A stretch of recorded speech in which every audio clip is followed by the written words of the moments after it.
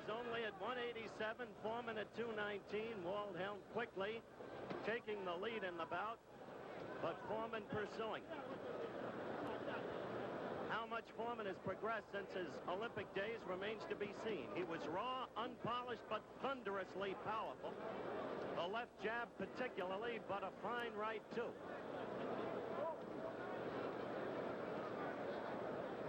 Waldheim's left getting into Foreman's face.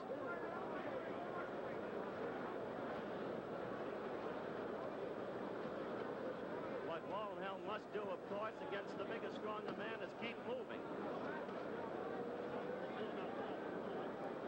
Waldheim in the red trunks, Foreman in the blue. Tremendous interest, really, in this young Olympic heavyweight champion, not for just for his deeds in the ring at Mexico City, but also for the action immediately after that you need hardly be reminded of. The carriage of the diminutive flag about the ring.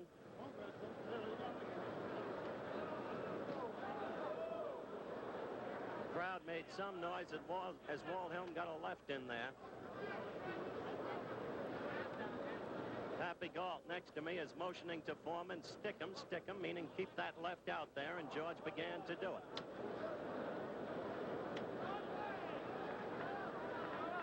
We're a minute and 40 seconds into round one.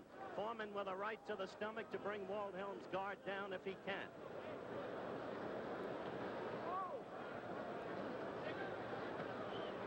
Now Foreman's beginning to use that left, and there's a good left jab to Waldheim's face, and another, and another. There's the right.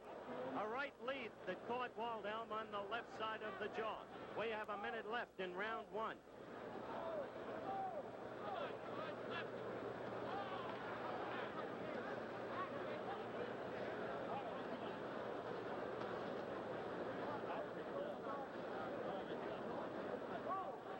I don't know if you heard Pappy Galt in the background there. Stick and jab, George, he said.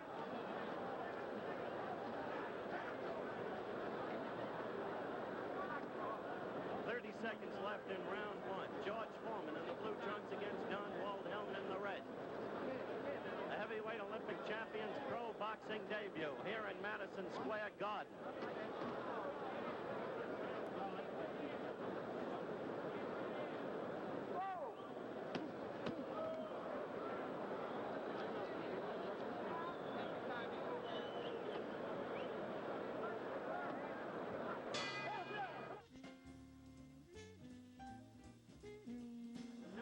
City. Professional boxing debut of George Foreman, Olympic heavyweight champion in the blue trunks at 219 against Don Waldheim of Freeport, Long Island in the red trunks at 187. Sitting next to me, Pappy Galt, Olympic boxing coach, the man who made George Foreman an international figure. And I must say, in round one, Pappy, perfectly honestly, George looked nothing like he did when he defeated the Russian Chapulis in Mexico City. He's a little nervous. He's a little nervous now, but he will come on. He's got to jab more. His jab got to work.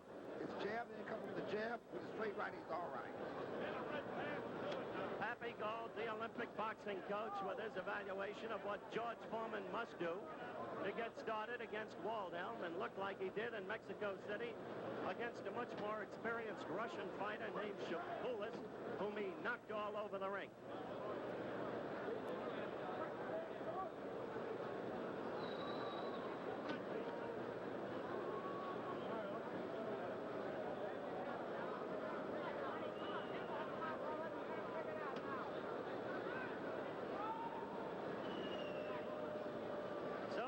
Foreman is not waging the aggressive kind of battle he did in Mexico City. And I have to wonder, Pappy, if he's got some strategy for this fight that you might uniquely be aware of, even though you're not handling.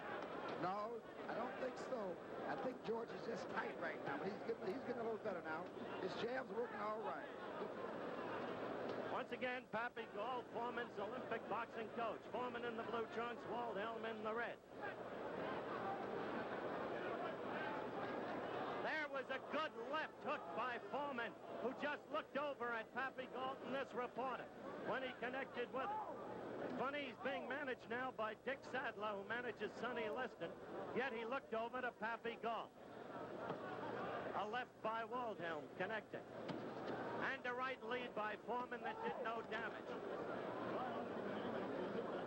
We have 40 seconds left in this, the second round. Foreman blue trunks, Waldheim red.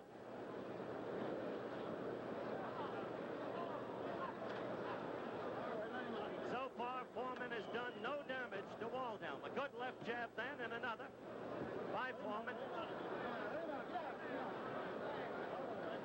20 seconds left in round two. Waldheim with a left lead. Another, sticking and jabbing.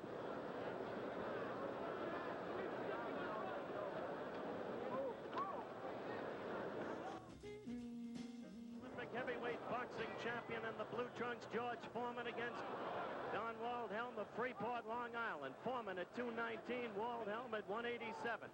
The first two rounds, a disappointing performance by Foreman, but now he's beginning to unload. According to his Olympic coach, Pappy Galt, sitting next to me, Foreman has been tight, not loose. His cornermen, manager Dick Sadler and Bobby Lewis, were talking to him vigorously between the second and third rounds. In fact, too many may have been talking to him, too much at the same time. Foreman using the right lead that he used so effectively against the Russian Chapulis in Mexico City.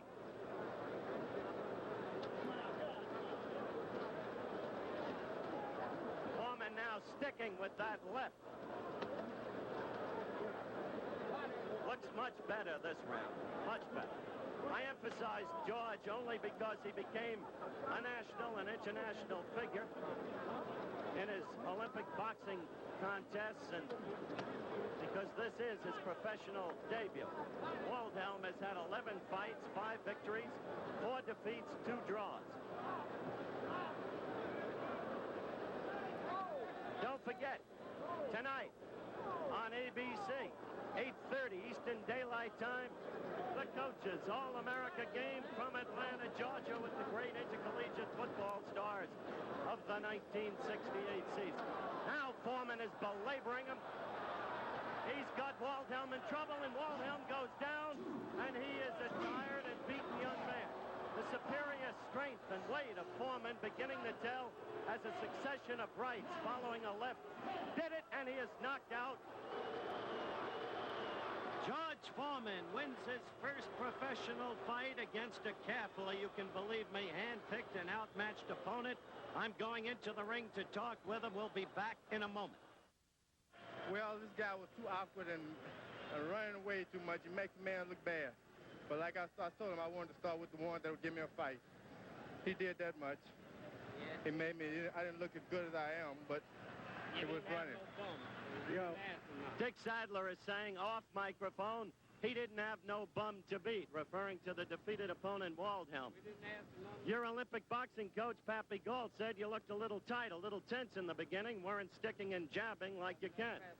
Like I said, this guy was wild. I mean, this guy was, something about him. He made me, loose, tight. But nothing to it. A child can do it. A good beginning for you. I want you to look down at that monitor. My hope is